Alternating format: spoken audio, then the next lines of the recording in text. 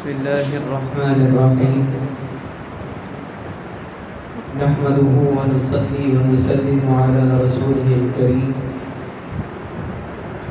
أما بعد فأعوذ بالله من الشيطان الرجيم بسم الله الرحمن الرحيم إن الذين آمنوا وعملوا الصالحات سيجعل لهم الرحمن ودا صدق الله مولانا العظيم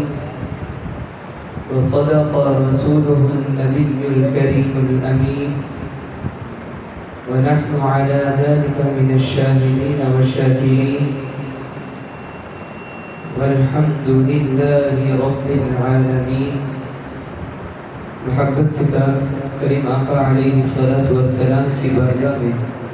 درود پاک کا نذرانہ پیش کیجیے. الصلاۃ والسلام علیک یا سیدی یا رسول اللہ وعلی آلک واصحابک یا سیدی یا حبیب اللہ. الصلاۃ والسلام علیک یا سیدی یا نور اللہ وعلی آلک واصحابک یا سیدی یا رحمۃ للعالمین. ایک شخص کیا گیا رونق در و دیوار گئی محسن. ایک شخص کیا گیا رونق در و دیوار گئی محسن. ایک شخص لے گیا میری دنیا سمیٹ کر. عزیزان محترم،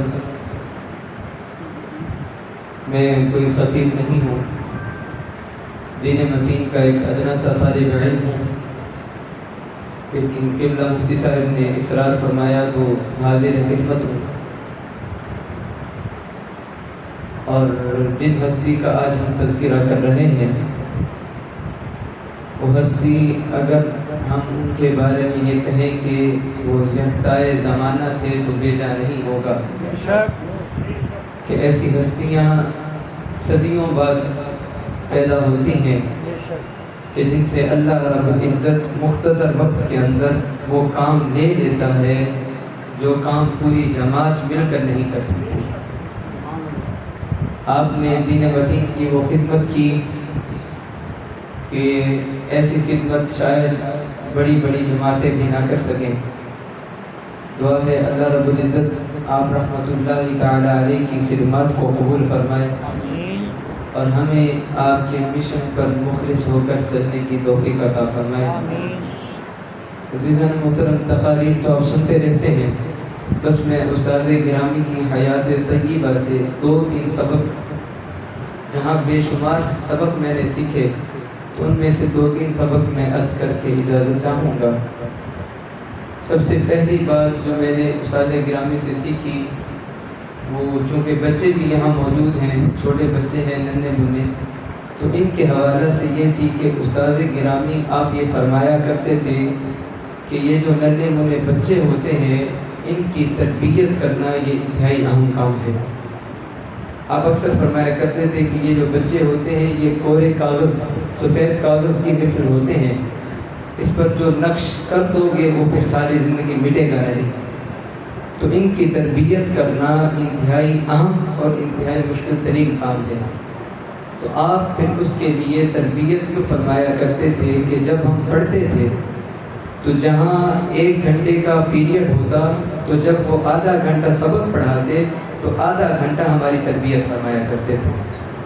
اور یہ آپ کی وہ تربیت تھی کہ جو میں نے مختلف مدارس میں پڑھا ہوں، لیکن وہ تربیت کا نظام اور آپ کا جو تربیت والا مزاج تھا وہ میں نے کہیں اور نہیں دیکھا. بچوں کے اوپر انفرادی توجہ کرنا. آپ رحمۃ اللہ تعالی علیہ کا معمول تھا کہ پہلا پیریڈ پڑھا کر آپ ادارے کا چکر لگایا کرتے تھے، اور اگر کہیں کسی کمرے میں کوئی بچہ بیمار ہوتا یا کسی کو کوئی تکلیف ہوتی تو آپ خود جا کر اس کی تیمارداری فرماتے اور طالب علم کو حکم دیتے کہ اس بچے کو جس چیز کی ضرورت ہے،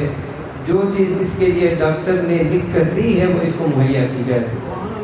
تو یہ آپ کا ایک مزاج تھا کہ آپ طلباء کے ساتھ بڑی محبت فرمایا کرتے تھے. اور دوسری چیز جو میں نے آپ کی حیات طیبہ سے سیکھی وہ آپ کا اخلاص تھا۔ آپ اپنے استاد گرامی مولانا ابو الوفا منظور احمد صاحب چشتی رحمۃ اللہ تعالی علیہ، آپ ان کا ملفوظ شریف فرمایا کرتے تھے کہ انہوں نے فرمایا تھا کہ بیٹا اگر تم یہ چاہتے ہو کہ تمہاری اولاد دین کے راستے پر چلے،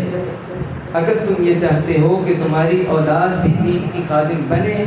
تو یاد رکھنا کبھی بھی اپنی اولاد میں اور طالب علموں میں فرق نہیں کرنا۔ جو چیز اپنے طالب علم کو کھانے کے لیے دینی ہے وہی اپنے بیٹوں کو بھی دینی ہے، جو چیز پہننے کے لیے اپنے طالب علموں کو دینی ہے وہی پہننے کے لیے اپنی اولاد کو دینی ہے۔ تو اس کا نتیجہ یہ نکلے گا کہ اللہ رب العزت تمہاری اولاد کو بھی دین کا خادم بنائے گا۔ اور جو لوگ بھی استادوں کے ساتھ وابستہ رہے وہ لوگ یہ بات جانتے ہیں کہ استاد گرامی نے اپنی زندگی کے اندر اپنے بیٹوں کے اندر فرق نہیں کیا، کہ جس طرح وہ ہمیں اپنا بیٹا سمجھتے تھے اپنے طلباء کو بھی اپنا بیٹا سمجھتے تھے۔ تو آج یہ بہت ساری مشکل ہمیں نظر آتی ہے کہ لوگ اس وجہ سے پریشان ہیں کہ علماء جو ہوتے ہیں ان کی اولاد پڑھتی نہیں ہے، اکثر ہمیں یہ چیز نظر آتی ہے۔ تو اس کا جو مجھے حل نظر آیا وہ استاد گرامی کی زندگی میں یہ تھا کہ آپ نے فرمایا کہ بیٹا اپنے بچوں میں اور طالب علموں میں فرق نہ کرنا، پھر نتیجہ دیکھنا کہ اللہ تمہاری اولاد کو بھی دین کا خادم بنا دے گا۔ اور تیسرا سبق جو میں نے استاد گرامی کی زندگی سے حاصل کیا وہ تھا سخاوت کا۔ آپ رحمۃ اللہ تعالی علیہ سخاوت بہت فرمایا کرتے تھے اور اپنے طلباء کو اور بچوں کو اس چیز کی بہت نصیحت فرمایا کرتے تھے،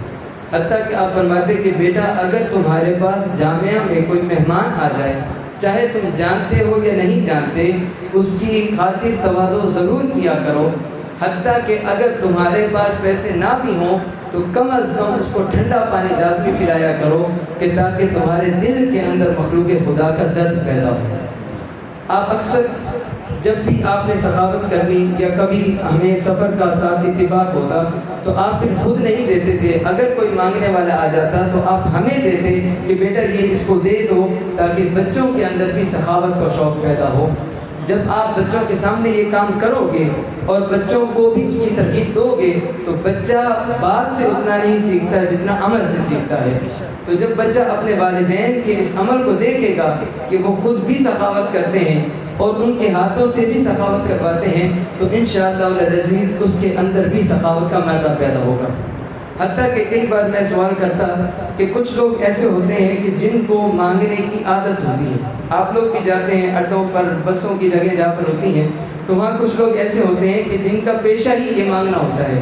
تو میں عرض کرتا کہ حضور ان کو جو ہے آپ نہ کیا کریں، کیونکہ اگر آپ دیں گے تو یہ لوگ جو ہے اس کو دوسرے کاموں میں استعمال کرتے ہیں۔ تو فرماتے تھے کہ بیٹا وہ ان کا معاملہ اللہ کے ساتھ ہے، آپ کو آپ کی نیت کا ثواب مل جائے گا۔ تو میں اس مسئلے میں بڑی کشمکش کا شکار تھا۔ تو جب میں پڑھنے کے لیے مصر میں گیا تو وہاں ایک بہت بڑے عالم دین، بہت بڑے اللہ کے ولی حضرت شیخ متولی الشعراوی رحمۃ اللہ تعالی علیہ، جو مفسر قرآن بھی ہیں اور سینکڑوں نہیں ہزاروں علماء کے استاد بھی ہیں،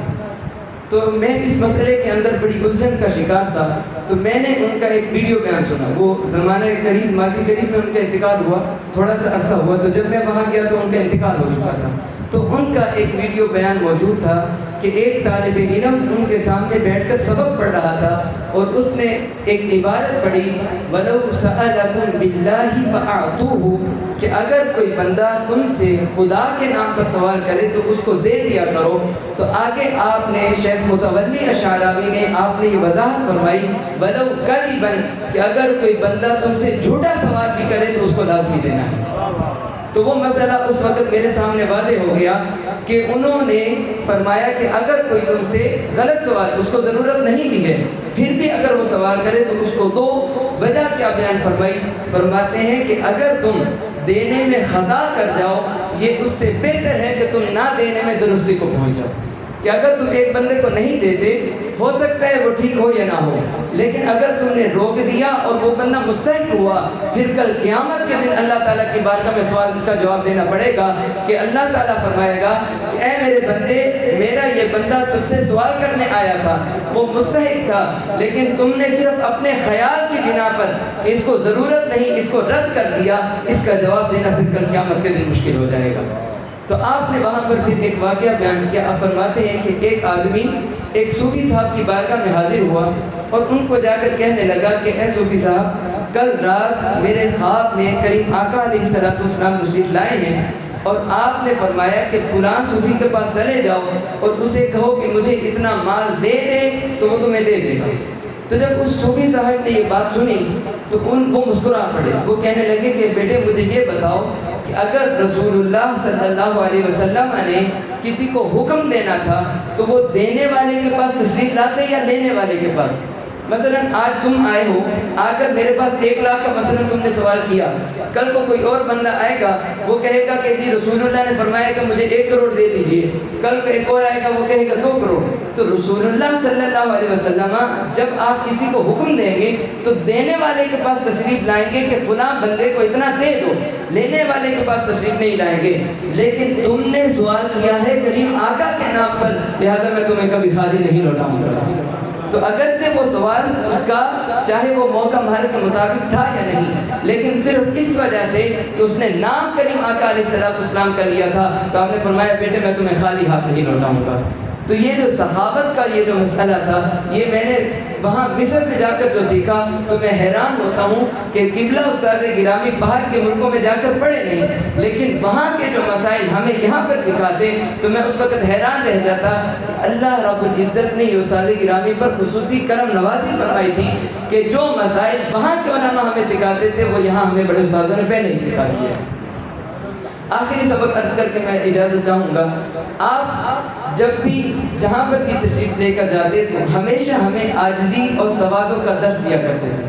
جتنی عاجزی جتنی تواضع میں نے قبلہ استاد گرامی کے اندر دیکھی ہے بہت کم علماء کے اندر دیکھی ہے۔ حتیٰ کہ جب آپ سبق بیٹھ کر پڑھایا کرتے تھے تو آپ اپنے لیے کوئی مسند نہیں بچھاتے تھے، نہ جائے نماز ہوتی نہ تکیہ۔ آپ 61 سال آپ کی زندگی ہے اور آپ رحمۃ اللہ تعالیٰ علیہ نے 30 سال سے زیادہ آپ نے بیٹھ کر پڑھایا، لیکن میں نے نہیں دیکھا کہ کبھی بھی آپ نے دیوار کے ساتھ ٹیک لگا کر سبق پڑھایا۔